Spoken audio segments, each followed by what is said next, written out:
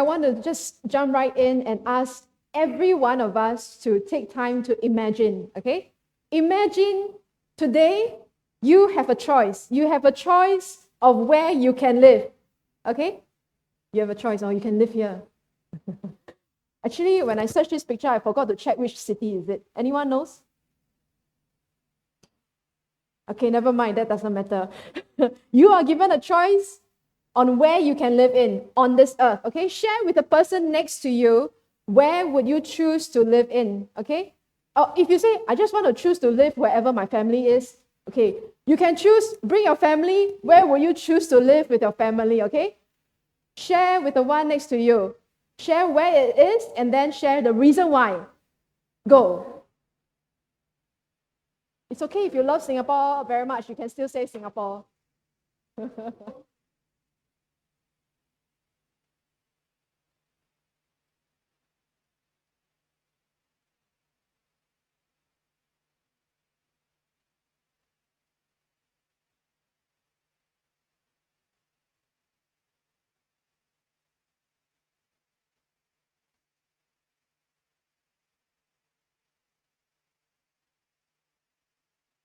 Give us 10 more seconds before you start sharing your dreams, what you're going to do there in that place.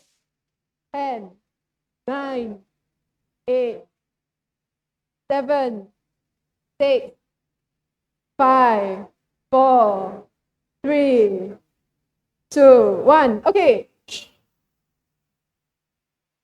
I'm curious. Maybe we can have one person who share. You can share about yours, or you can share the one next to you. What he or she, where he or she wants to live. Anyone wants to double the one next to you? Yes. Michelle wants to stay in Korea. Why? Why does she want to stay in Korea? Because she likes Korea. Wow, that's a very simple reason.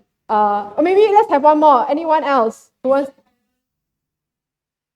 Beside heaven, Singapore is the best place. Why is it the best place? Safe, cozy. That's wonderful. Thank you. I'm sure each one of you have a very interesting conversation with the one next to you, finding out where you want to live in. Now, I'm sure that just what Auntie Lai Chan has said, many of us would choose to live in a place where it's safe, right? We want a place where it's safe. Maybe in your conversation, you shared about how you want to find a place where you can see there's a lot of possibilities. There's a lot of possibilities to explore in life. Or basic things, you say, I just want to live in a place where I can see light in the nighttime. Singaporeans, we cannot understand what that means, but third world countries, they would want to live in a place where there's light in the nighttime. We want to live in a place where it's self-sufficient. Or maybe not forgetting, we want to make sure there's good variety of food. Singaporeans want to make sure there's food around, right? Cannot just be one type. If international, even better. Korean food. And young people or parents, you will want to bring your whole family to live in a place where your children will find themselves a lot of opportunities for them. Or perhaps good universities, good schools, which is a very typical thing like Singaporeans. When your kid is about 6 years old, then it's okay, I need to find a place that has good school and let's move there. Right? Good opportunities. Young people, you will want to find a place that you see that this is a place where you can pursue whatever you're passionate about.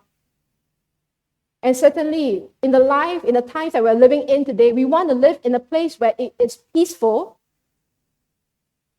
and fruitful. Now, I have a question. Is there anyone who said that you want to live in a place like this? Anyone? Just curious. Barren place like this, desert. Now, some of you say, I don't mind going there for a holiday. I have a friend who shared on her Instagram, she went to Dubai. And then she posted a very cool picture where she was dining in the middle of the desert.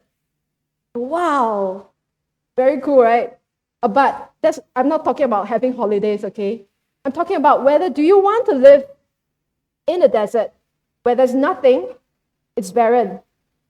If you know, it is said that you can only last 3 days without water. It's also the easiest place to be lost. There's no roads, no path. Every place it looks the same. And so you'll be lost. And it's hard for us in Singapore to imagine no food, no water, right? But we will experience what thirsty means, what hungry means in the desert. And then it's a home for all kinds of wildlife. And so, you and I, if we were to live in this kind of place, we will feel fear, we will feel unsafe, and then we will feel vulnerable and helpless. So I'm asking the obvious, which kind of condition, where would you prefer to live in?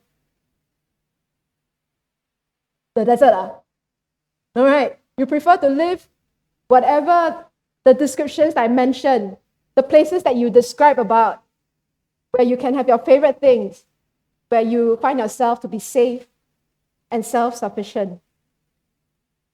Now, here's the thing. There are certain seasons in your life, in my life, that will make us feel like we are living in the desert, that we will feel certain things. And here are some words of description that is often related to as if living in a desert.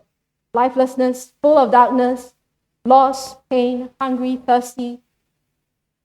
Any one of you have ever felt that you feel lost in your life? Any one of you have ever felt empty, thirsty? You tried all things. You find entertainment, you look for pleasures, but at the end of the day, you still don't find yourself being satisfied. You've experienced the feeling of uncertainty at a certain season of your life that makes you very fearful. There is hope. Or maybe you have been through challenges, disappointment, that lead you to feel weary, broken, and even pain. Any one of you, even right now, you feel lonely, even in the midst of many people here.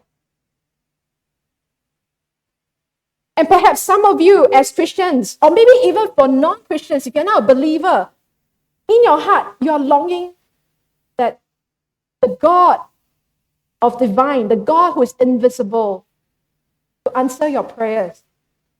And the waiting just makes you feel like you are in the wilderness. Some of you, perhaps, you lost your passion for life. You do not know how, but just somehow you stop thinking that dreams are possible. Stop dreaming. Stop hoping. Some of you as Christians, for a long time, you may even say, I've lost passion for the Lord. Now, if you can find yourself relating to these descriptions, then today, the word that I'm going to share with you is going to be timely for you. If you can't relate with it now, okay, and if you're someone who is very young, say, no, everything is very smooth sailing. Singapore is very blessed, very well protected. Let me just tell to each one of you, there will be a time when you will eventually find yourself in that place. You will eventually find yourself in that place. Whether you are rich or poor, whether you have many or little, whether you have many people in your family or little people by your side, you will find yourself in that desert place. And today will be a time to prepare yourself, to carry perspectives that will prepare you for the season. Now, the Bible has a word that describes such an experience, such a season. It's called wilderness. Throughout the history in the Bible, many individuals from Genesis to Revelation, there were many individuals, Jacob, Moses, King David, Elijah, I'm just naming a few. These are the people, individually, they have experienced some kind of wilderness in their life. As a community, God's people, the Israelites, they have also experienced both physical wilderness and spiritual wilderness. Now, even Jesus has experienced wilderness in his life. And most of the time, they are not the one who chose to be in the wilderness. They are not the one who bought the ticket and said, okay, I'm just going to fly there and see what it feels to be. They didn't choose to be in the wilderness. God was the one who allowed it. And in fact, God was often the one who led them. Like some of them may feel, oh, God, you just pushed me into the wilderness without giving me any preparation. God was the one who led them. And the people in the Bible, at some point in their lives, some of them question, God, why? Why do you put me here? Why am I experiencing this? And for many of us who have gone through, or maybe some of us who are in the wilderness right now, we wonder why to God as well. And you know what's worse? What's worse is that you, if you are a believer, you know in your heart, God is a good and gracious God, an all-powerful God. You know that based on what I know of God, He has the ability to take us out. Anytime. Anytime. But the problem is, in our understanding, we see it as a problem. God doesn't take us out of our wilderness very easily. In fact, He always does something for those who are in the midst of wilderness. Now, there's a songwriter by the name of Aaron Williams. He went through a season of wilderness in his life, and he wrote this song. I'll share with us just the chorus. It says here, you meet me here in the wilderness. You draw me near, and I'm comforted, and I'm surrendering to your embrace.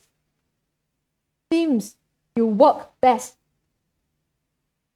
Desert places. Friends, brothers and sisters, I do not know many of you here very well, but I tell you, based on the scripture, based on my life, what God has done in my life, I know it's true. God always does special work in the desert, in the well. Works best in the world. The question is, what kind of work does He do when we find ourselves living in the wilderness? Today I want to share with you 3 simple, but to me it's very powerful, 3 things that God does as we look at the life of Israelites when they were in the wilderness 40 years. How many of you are close to 40? No, I'm not. I'm close to 40. Some of you do not know me, say, oh, are you really? Okay, that's besides the point. But God did something in the life of the Israelites when they were in the for 40 years. And I hope you will see the wonders of wilderness today as I share with you. Who has read Exodus? Oh no, Pastor Ian, maybe we need to change Bible exploration to reading this. Come on, don't be shy. Who has read the book of Exodus before? Who knows the story of Exodus? Who are the people? The most famous guy in Exodus? Moses. Okay, those who didn't raise your hand, you do not know what I'm saying. Have you watched a very old-time movie called 10 Commandments? Ah, yes. Dr. Matthew. Okay, for the not so, okay, never mind. Who amongst you have watched Prince of Egypt? Prince of Egypt? Ah, yes. I have watched. You know, I feel so cheated. I heard that they were going to make a live action movie, but then I Googled, then they say it's just a rumor, it's not true. So I hope someone will just pick it up and really make a live action of Prince of Egypt. Now, so what I'm talking about this is, if you know the story well, that's great. But for those who do not know the story, here's a context.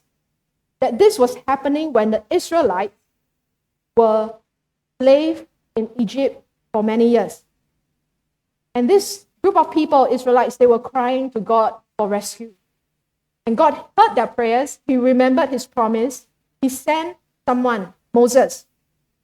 He said, you're going to be the one who will help deliver, rescue my people out of Egypt, out of slavery, and I want to bring them to a promised land that is filled with milk and honey. That's the basic context.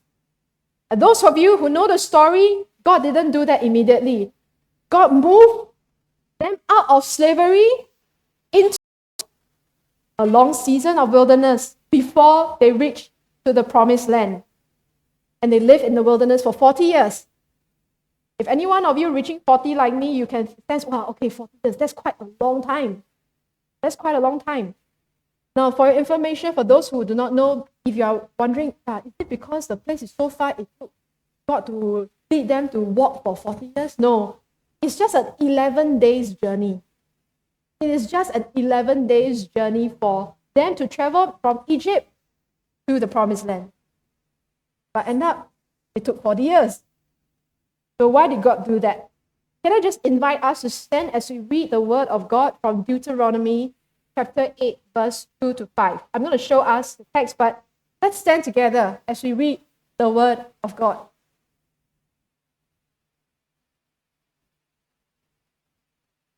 One, two, three. And you shall remember the whole way that the Lord your God has led you these 40 years in the wilderness, that he might humble you, testing you to know what was in your heart, whether you would keep his commandments or not. And he humbled you and let you hunger and fed you with manna, which you did not know, nor did your fathers know, that he might make you know that man does not live by bread alone, but man lives by every word that comes from the mouth of the Lord. Your clothing did not wear out on you, and your food did not swell these 40 years. Know then in your heart that as a man disciplines his son, the Lord your God disciplines you. This is the word of God. Please be seated.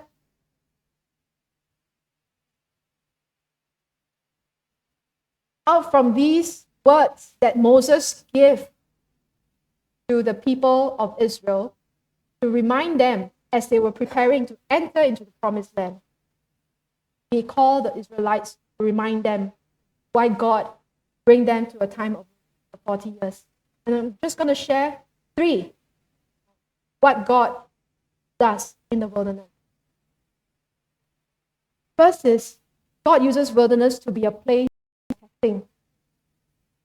It is often, if you have been through a lot of extreme situation and circumstance in life, of need, of longing, then you will know we will always find ourselves to be in a place of testing.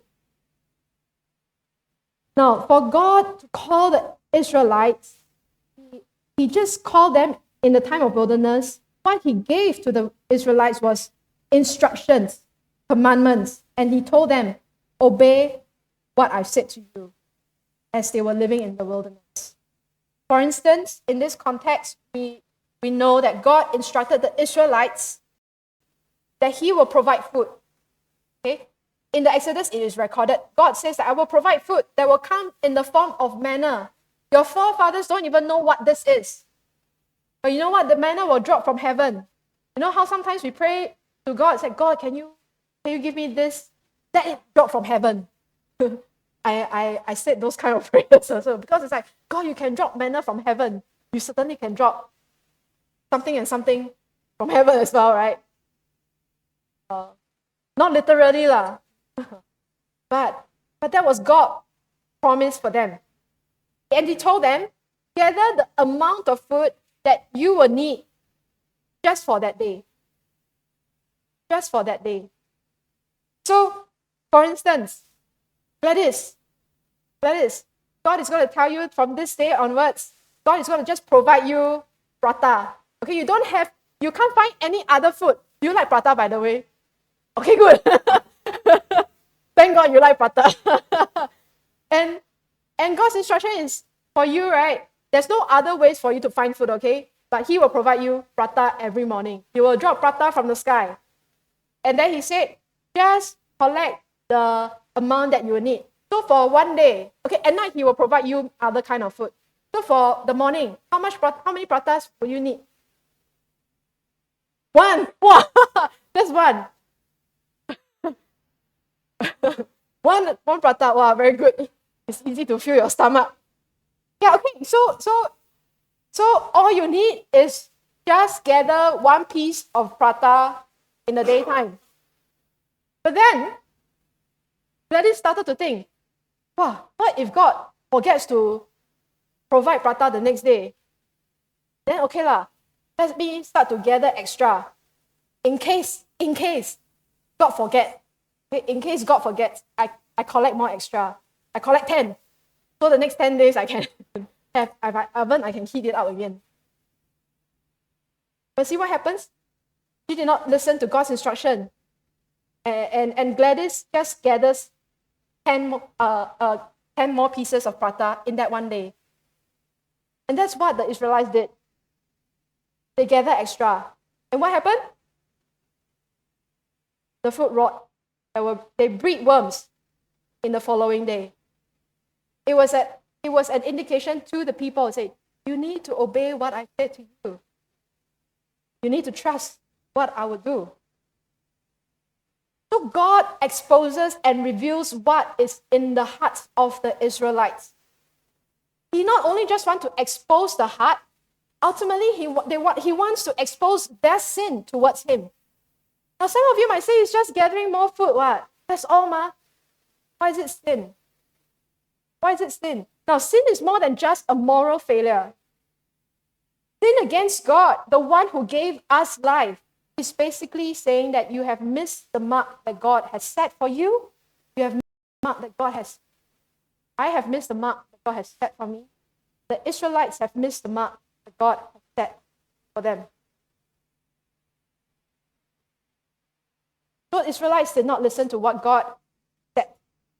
That in return, that response revealed and exposed their heart's posture and their attitude towards God. Now, friends, brothers and sisters, God has placed you. Now, even if you're not a believer, you have your own experience of wilderness. And I would say God has allowed it. There's a reason. And the wilderness is a place where you will come to realize your heart is being revealed. You will come to realize, oh, this is who I am. This is what I am struggling.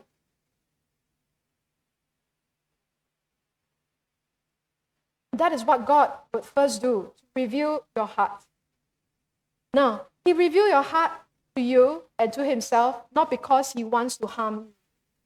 The promise of God, which is the theme verse for us, church, from Jeremiah 29:11, God's plan to prosper us, not to harm us.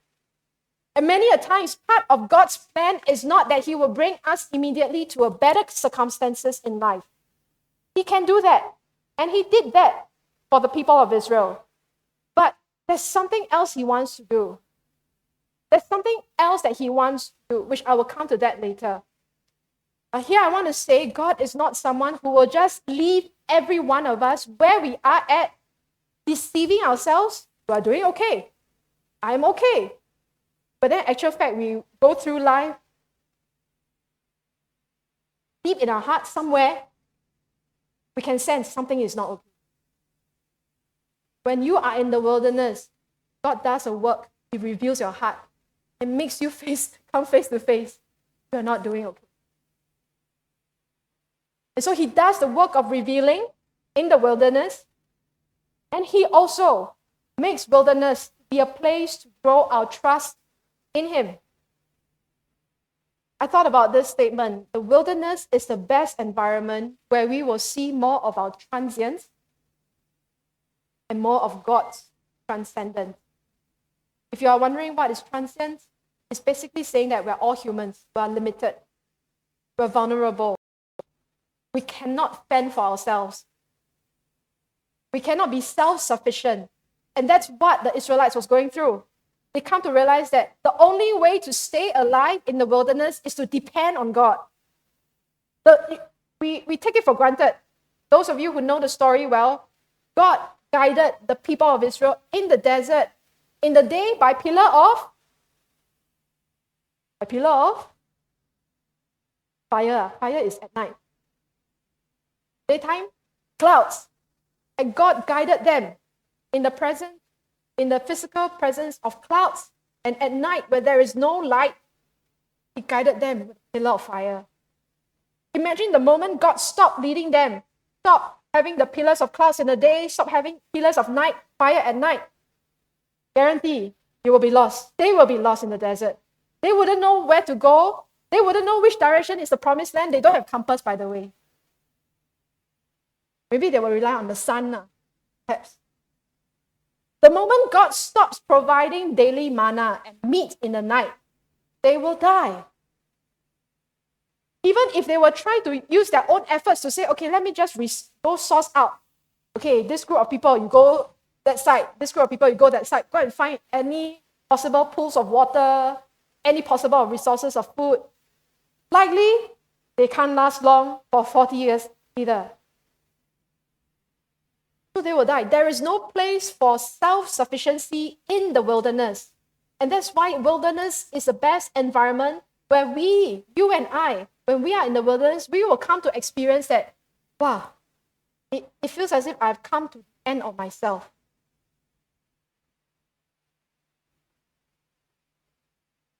And put yourself in the shoes of Israelites.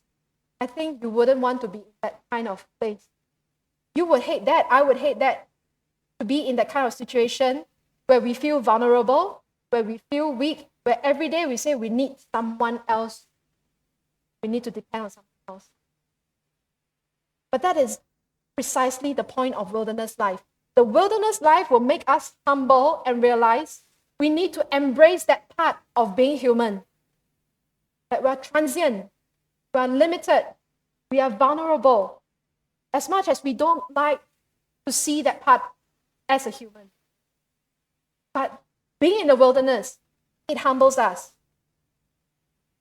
And this is when I come to understand more of Apostle Paul. He wrote these words when he was struggling, having a thorn in his flesh. He asked God, please remove this thorn of flesh in my life if you can. He knows God can, but he came on praying, but God didn't. We do not know what that thorn of flesh is, but he comes to a realization. God is speaking to him to say that my grace is sufficient for you, for my power is made perfect in weakness. When we are weak, we come to see God's power being perfected. Now, please hear me out. It's not that our weakness, wow, so powerful, we can make God's power perfect. No. It's in our weakness that we come to see the perfectedness of God's power. And that is exactly what the Israelites experienced. In their most vulnerable state, they see the way how God provides miraculous provision every day. They come to recognize this one cannot be man. It cannot be the technology of man. It can only be God. Can you imagine every day God sent them signs and wonders to remind them, I am God, I am with you, I am for you, I will take care of you. That is what the Israelites were experiencing throughout their 40 years in the wilderness. So I like someone saying this. It is when we come to the end of ourselves, we come to the beginning of God. It was in the wilderness that the Israelites have come to learn and know God is the ultimate one who will and is able to meet their every need. From providing basic needs like food and water, even clothes that never wear out in 40 years. We're trying to imagine what that means, 40 years. I had a chat with a friend yesterday. She was sharing her kid. Every 6 months, her kid needs to change her shoes. Comparison. I mean, you may say shoes are shoes, clothes are clothes, different. But similar. Or at least try, have you ever had shoes that can last you more than 10 years?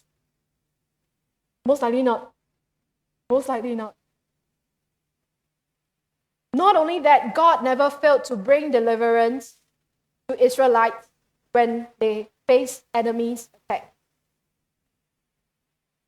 In all of this, God is establishing his sovereignty, that he has power and control over everything. And more importantly, When the Israelites come to realize how inconsistent they are in their faithfulness, in their obedience to God, they come to also realize God has always been consistent in his faithfulness. God never failed. And they realize too, God always keeps his word. And so God revealed our hearts clearly in the wilderness. He also reveals himself clearly so that we may grow to trust him more. So that we may grow to depend on him more. And the last one is the wilderness, the place to bring transformation. Now, every parent, raise your hand if you're a parent, if you're a father or mother. As a parent, you will understand the reason you would discipline and correct and rebuke your child when he or she goes in the wrong path. You would know that it's not because you just want to punish your child for the sake of punishment, right? Those who are parents? I see some commotion over there. I got amused. You wouldn't want to punish for the sake of punishment, right? You discipline. When the father disciplines the son, when the mother disciplines the child, there is an element of love. I'm not a mother, but I have at times had I would say privilege, and times where I have to discipline my nieces, my nephew, when they were at a much younger age. And whenever I have to be very firm, to the point sometimes I have to scold them. My brother is here. We have to scold them. Wow, I can feel the heartache of the parents' heart.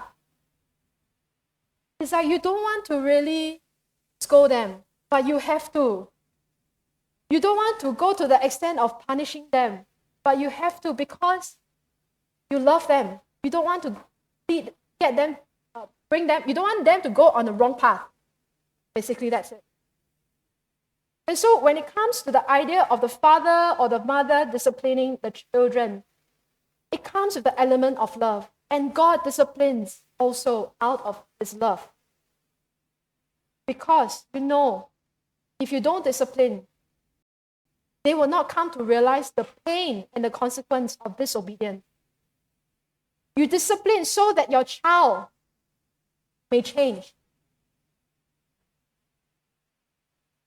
As I was preparing this, as I was thinking about this, I was thinking, I'm not too sure if there's any one of you here, when you hear the father disciplines the son, like the Lord your God disciplines you, I do not know whether you are struggling to grapple with that, because I don't want to assume that you have the right image and understanding what that discipline looks like.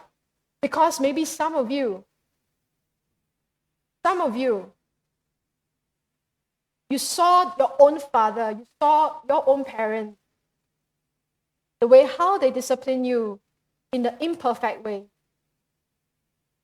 And you think, that the God, the Father, disciplined me, then I don't want. And I want to tell you, no. The God, the Father, is a perfect Father. And the way how he disciplines, if you are finding it hard to understand, then I want to offer you, look at Christ. Let's look at Jesus Christ. What does that mean? What I mean is this, that while we were rebellious, while we don't even care about God in our life, whether he exists, whether we want him in our life, while we still do not even know God, in the gospel, we come to know God already loves us. God already loves us so much to the point that he was willing to send his one and only son, the only son that he loves, to come and die for our wretched sin. So that whoever would look to Jesus, like what we sing, we turn our eyes on Jesus, that whoever would believe in him and receive him, we would receive life. Gospel of John says this, so whoever, and to those who would receive him, who is Jesus, and believe in Jesus, God gave us the right to become children of God. Now, God doesn't stop there. The gospel doesn't stop there. The gospel doesn't say that, oh, the moment you become a children of God, yay, that's it. The moment we become the children of God, He becomes our Father. He grows us as His children. And sometimes He leads us into the wilderness. Sometimes He allows us to go into the wilderness to reveal the deeper hidden issues of our lives, to expose the sin that He still says that you got still this area. You still got this area that I need to work in your life. He leads us into the wilderness so that we will continue to know Him experientially through the wilderness. He disciplines us with love so that we might grow in spiritual maturity and be transformed while we are still in the wilderness. Brothers and sisters, friends, if you are in a season of wilderness, every one of us will experience different things in the season of. But if you can identify you are in some form of wilderness right now, then today the word of God is telling you, take heart. You are not alone in the wilderness. In fact, God allowed it. God is saying that God is with you in your wilderness. He can very well bring you out. You can keep on crying out to God, God, just bring me out, bring me out, bring me out. He can. But if for some reasons, if you have been praying about asking Him to bring you out of the wilderness, and He's still keeping you there, then today, here's a perspective. He wants to do something. He wants to do something in your life while you are still in the wilderness. He not only wants to test you, reveal your heart, He wants to reveal Himself in a real and personal way to you so that you may grow to trust Him more. And as you do that, as you seek Him, as you wait upon Him, and allow God to discipline you, you will have a life-changing experience.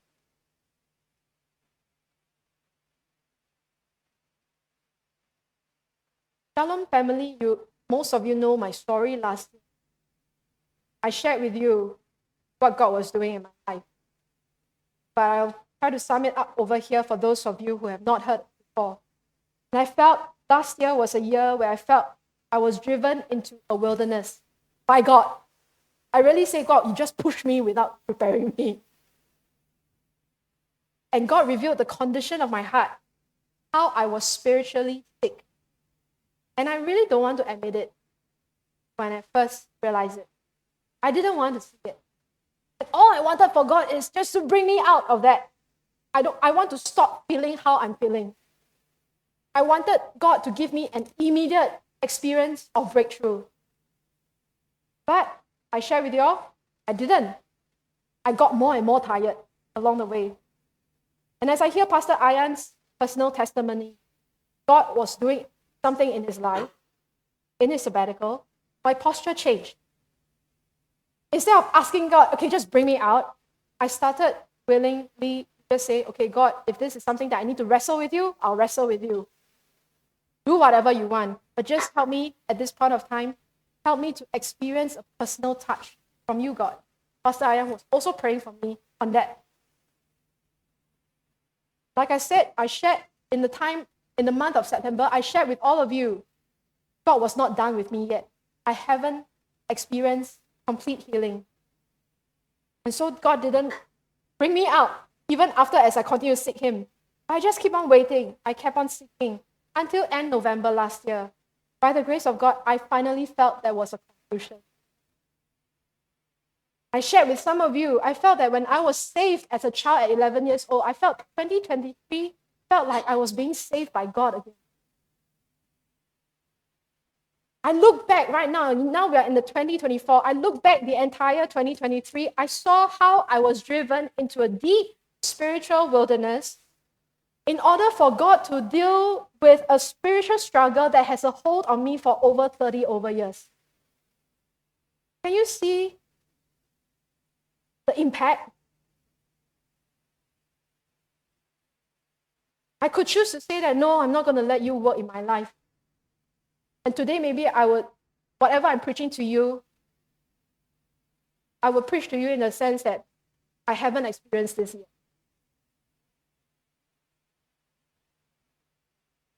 I want to share it with you because it's a testimony to glorify what God can do even right now. For any one of you who is going through a season of, I can tell you, He will do the most amazing work in your life if you would choose to respond in a certain way. Friends, there are three possible ways you may respond while you are in a place of wilderness. One is you can choose to resent God. You can choose to resent God when you found yourself to be in a place of wilderness. You say, why do you bring me to this place? Proverbs 3:11 says, my son, do not despise the Lord's discipline and do not resent his rebuke. The sad thing is many people's response to God's leading them into wilderness and God's discipline is that they hate what God wants to do. They despise. They don't want God to discipline them. And they continue to live in the wilderness. And instead of God changing them, they let the wilderness continue to change them, becoming more bitter, becoming more resentful, becoming hardened in their hearts, and filled with hate and bitterness. That's one way you and I can respond.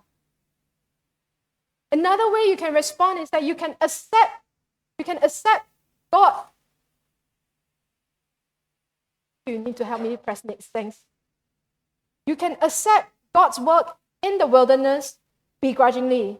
Say, okay, now Pastor is saying, tell me God is using wilderness. Okay, but you recognize there's pain and hardships in it. You endure them, but then you're not happy about it. You're constantly not happy about it. You're still bitter about it. We know that we are God's children, but in your heart, you're still continuing to ask, why God? I cannot understand. You want to work something, I don't know what. But why? Okay lah, you do lah. Begrudgingly. You can do that as well, but that is not going to change you in the way how God wants you to. Brothers and sisters, I hope you would, instead of asking God why today in the wilderness that you may be in, you would start to ask a different question. Ask God, what do you want to show me? What do you want to reveal my heart? What do you want me see who you are in this wilderness? What kind of work are you doing in my life today? Help me see. Help me see. Help me. Because that's the third way that I hope if you are in the wilderness, this is the best way you and I can respond. In any kind of wilderness you might be, is to embrace God's work in our wilderness willingly. When we do that, when we trust God to do a deep transforming work and trust that it will not harm us, it will prosper us. It will prosper us. Just like Aaron Williams, the lyrics that I shared with you. Let me read it again. You meet me here in the wilderness. You draw me near, and I'm comforted, and I'm surrendering to your embrace. It seems like you work best in desert. If you want to respond the third way, then I want to offer you two practical things you can do.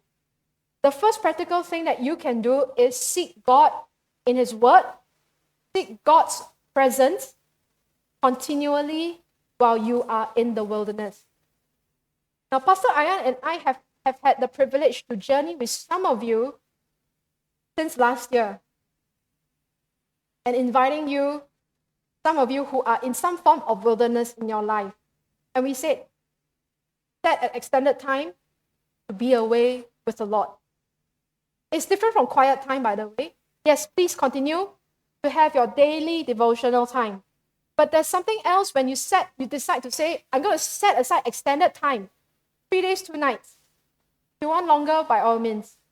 And some of you who have experienced it, who have trusted God, who have journeyed through that extended time away from God, those that I've been able to journey with, I want to tell you again, I've been amazed, I've been encouraged, because I see God is not just my God who does that work in my life, but I saw how God was also supernaturally showing you, revealing what is in your heart and revealing what is His heart for you.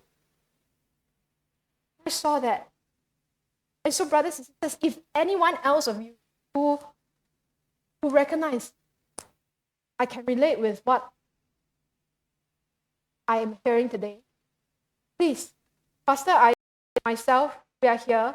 If you need help, say, I want to spend that extended time away, let us know. We got good lobang. We have the first top retreat center that we're so used to going there. But more so, we are willing to journey with you. We are willing to journey with you. But please, you've got to come to us, and we'll journey with you.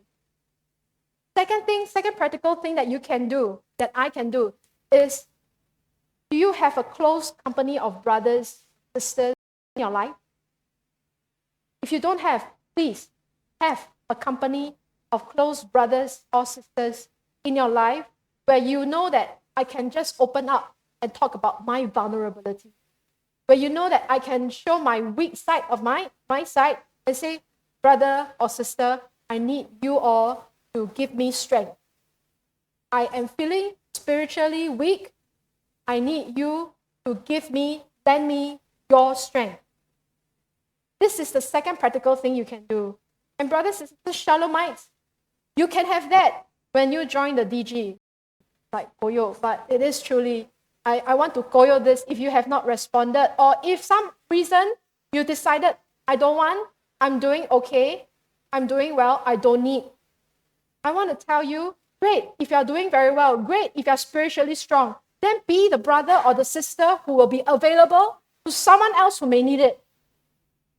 Someone else in Shalom, if you are willing to give of your life to journey with a small group of brothers or sisters, and within the discipleship group, you will find a core group of 3 and 4. And say that, I'm going to trust you, God. You will build our friendship. I'm going to be there for my brother. I'm going to be there for my sister. And if they're going through wilderness, God, use me. Use me to lend strength to him or her. God, I know if I'm not going through wilderness season right now, I do not know when I will face it. And when I do, I will need this group of brothers or sisters. I will need to call out for help. And so this is the time and the moment you choose to invest and give your time to say, I'm going to build a friendship and relationship. And ask God to bless the relationships so that every one of us here in Shalom, especially when it's not a thief, when you go through wilderness, you know you can lean on a few people. You know you can lean on a few people. Those of you who have been Christians long time enough, you know that Christian walk is not a solo walk. You need to have a band of brothers, a band of sisters.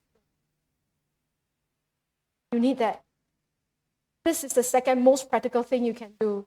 And as a church, we want to provide that place for every one of us. So friends, is there any one of you who recognize you are really in the wilderness season? I want to invite you, as I invite the worship team to lead us in a time of response.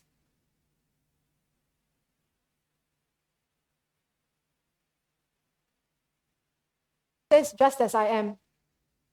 Just as I am. You don't have to come to God prim and proper. You don't have to come to God and say that, oh, okay, I don't feel worthy. You know what? God deals with the messes of the Israelites for more than 40 years. So he can deal with yours. He can deal with mine. And the way how God works is, you just come as you are. But you know what? When you come as you are, God will not let you stay as you are. God's love will say, I'm not going to let you stay as you are. The moment you allow me into your life, I will journey with you. God will journey with you. God will do a deep work in your life, in my life. So would you stand together? Let's sing together. Let's sing together. If that is not you, but just sing it so that perhaps the one that is next to you who needs to hear, just as I am. Sing it for the brother, sing it for the sister. You may not know whether